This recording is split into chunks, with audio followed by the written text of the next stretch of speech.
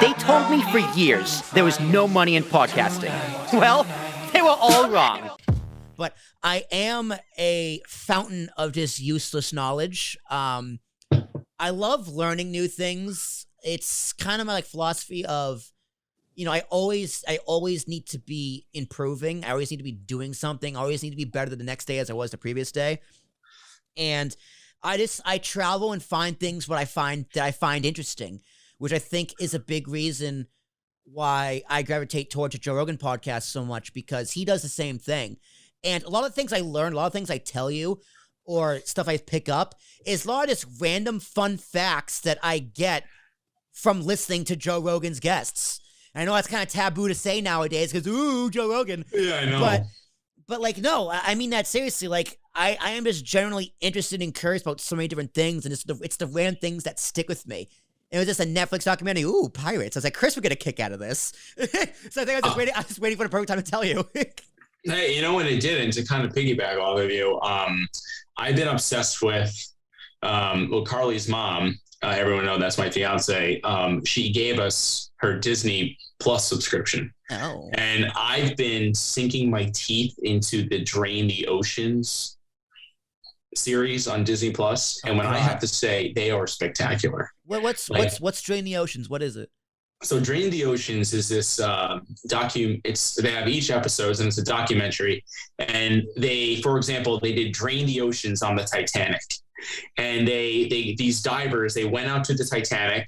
I believe like it sank somewhere out in Ireland, and they got these cameras and they put them in the ocean. They gather maybe about a year and a half of data, and then they compile it into CGI. And then they show you what the Titanic looks like without the water. And then they actually go through the crevices of the Titanic, and they go through every nut and bolt of how it sank. And then they go into the parameters of how far the bow is away from the stern. And they even go through each debris field of what's in there. It's spectacular. I gotta watch it. That's crazy. That's because I'm glad you said Titanic, because me and you have this shared love of the movie Titanic, like no two male best friends should have. Like, it's the best movie of all time. It is my favorite movie of all time. And actually, me and Jazz making a tradition where we watch it every year on or around my birthday. So that's good. Now, I told you this story, right? So last year, it was our first birthdays together. And I was like, okay, romantic moment. I want to watch Titanic.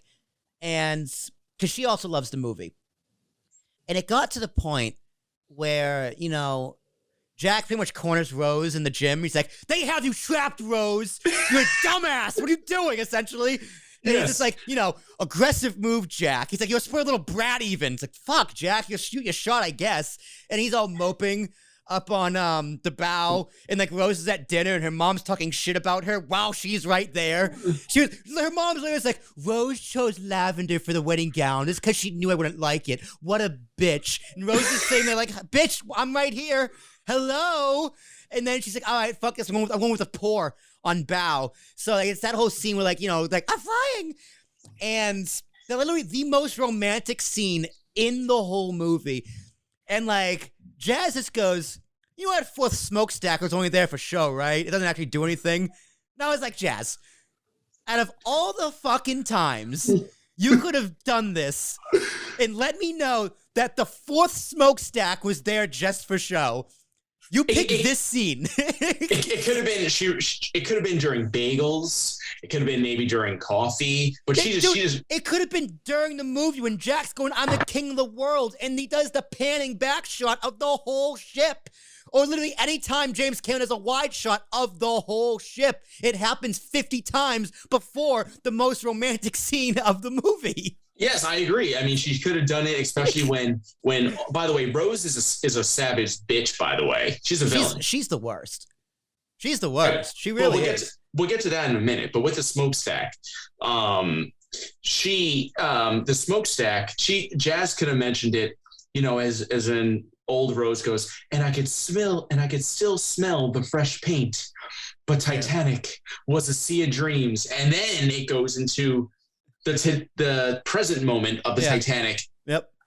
We could quote that whole damn movie for all I care. Dude, we can't. It's been 84 years. Just tell us anything at all. Do you want to hear the story or not, Mr. Lovett? For fuck's sake, let the old lady talk. Meanwhile, did Mr. Lovett know she had the heart of the ocean? Dude, did you ever see the alternate ending? No. You've never seen the okay. After we're done here, I'm gonna send you a link to YouTube of the alternate ending to Titanic. Spoiler: the ship doesn't sink. No, I'm just kidding. But it's when Rose is on the back of the boat, back of the Keldysh, and she has the diamonds. It's when the granddaughter is like hitting on Brock, and he's just like, 6 years singing nothing but Titanic. And I never got it. They see Rose like standing on the ledge. They think she's gonna jump off, so they go down there and like try and stop her.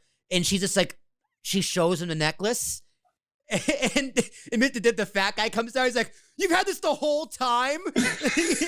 then she pretty much convinces Brock to let it go, and she throws it over. And he just goes, the fat guy just goes, "Gee, that really sucks, lady," and he storms off. And then she goes to bed, she dies or goes to sleep, and that's the whole end of the movie. But like, that was an alternate ending, and I want you to see it, and you'll come back and let me know what you think. But I'm so glad they didn't do it, because like the whole heart of the ocean is such a red herring to me, where it's like the movie starts out as it's about the diamonds, but it's not at all about the diamonds. What was it about? Do you think it's about love? It's about love. It's Romeo and Juliet on a boat. That's what the story is. But like Brock isn't the main character. Brock Lovett is just a treasure hunter who happened to meet like 104-year-old Rose. She's a really old goddamn liar. Yeah, and that's exactly an old goddamn savage. So at the end, Chris, let me ask you: Did Rose die in her bed, or is she just dreaming? Oh, she died in her sleep. She died in her sleep? Yeah, I think so too. Because remember when Jack and her, they were on the... Oh, no, I think it was maybe before they were in the water, but she was like, oh, no. It was when Jack was going to die. And she goes, you're going to be an old lady. You're going to die in your bed. You're going to have like babies and whatever. And she wound up living like that ravenous life. There was some poetic justice. Well, if you want to know another fun fact on Titanic, the composer, James Horner, he died in a plane accident like 4 or 5 years ago. Yeah. I think he was like a pilot. He was also a pilot, and it was like a small passenger airplane. Like crashed in a field, and him and a few other people died. Oh my God. See, when I hear when people like die in a plane crash, or like a celebrity, or like not even a celebrity, but just like anyone, that's the worst way to go.